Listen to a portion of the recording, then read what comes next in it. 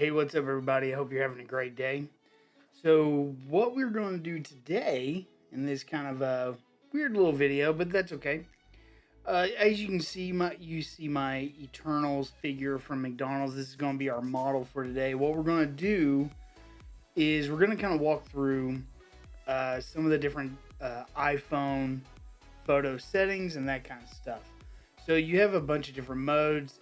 You have your video, you have slow mo, time lapse. All of these are awesome to capture moments, especially when you're out and about and you're doing something cool. Like I've got video of my buddy shooting, and I'll put that here.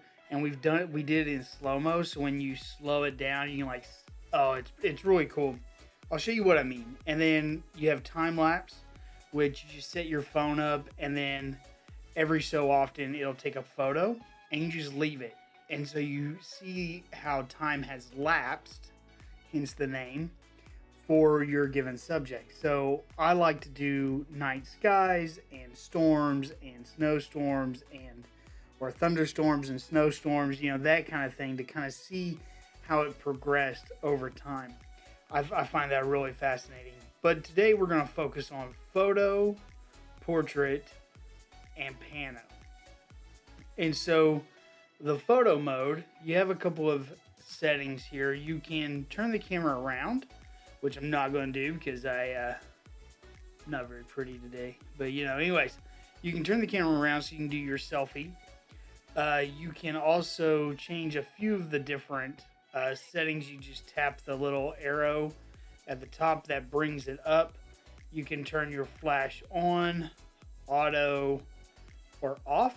I usually keep it on flash off because when I'm taking a photo, I usually do it in bright daylight with my phone. You can do live. Basically, what this does is this takes a small video clip of your photo and it gets the best frame out of there, so it's the sharpest. I leave this on auto. You can do it on, or if you strictly just want photos, it takes up a little less space too. You can leave that off. So 4:3 is the aspect ratio of the photo. 4:3 is your typical like 35 millimeter type of frame. So it's going to be that same ratio as you get in your camera. Now square, you could do, this has been popularized by Instagram. So you can do a square photo, or if you want to, you can do a 16:9, which is more of a video cinema type of resolution. For photos, I usually keep that on a 4:3 because that best represents the cameras I'm used to using. My traditional DSLR, I say traditional, my traditional SLRs, DSLRs, those type of traditional camera form factors. In this day and age, we've got all kinds. We've got mirrorless, we got cell phones, we got point and shoots, we got DSLRs, we got medium format. You have a huge number of choices. So anyways, you can then change the exposure. You can brighten it up, you can darken it down a little bit. Kind of depends on what you want to do. So yeah, I don't really use that too often. I usually just keep it on auto. You can change the colors. So you have your vivid, you have dramatic, you have a bunch of these different presets, as it were. I usually leave this on original 2. I usually do all my color editing and that kind of thing in post. I don't do that in camera.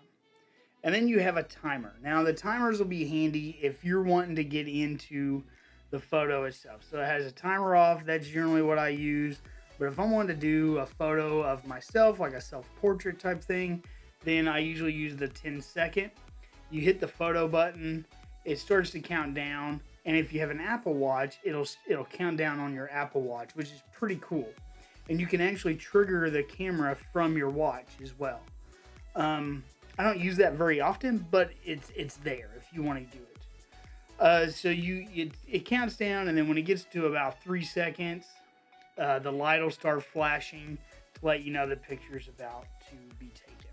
I usually just leave, but like I said, I usually leave this on timer off. and we're good to go. So that's the photo mode. Portrait, you have kind of the same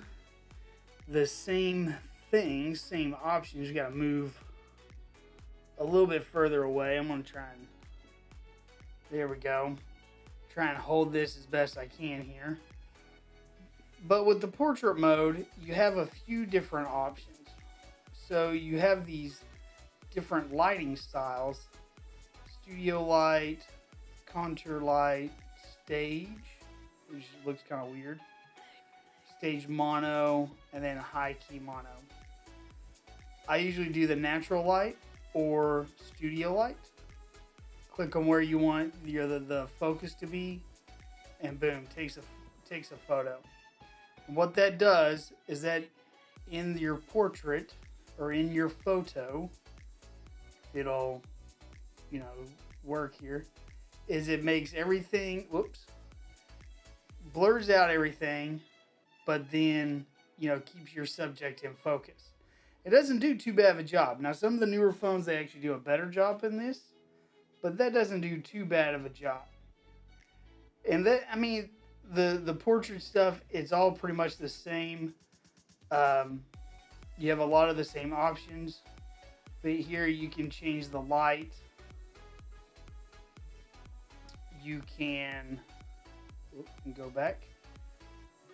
You can also change the depth of field. It's on 2.8. It'll go all the way down to 1.4, or it goes all the way up to 16. 2.8 is kind of a sweet spot. That's what all my lenses are. All of my professional lenses are 2.8, except for my prime. I have a 1.8 prime. So I want to get the 1.2 primes, but those cost a lot of money. So anyways, that is the studio mode. We click back here, bring that, and then panorama is pretty much, as it says.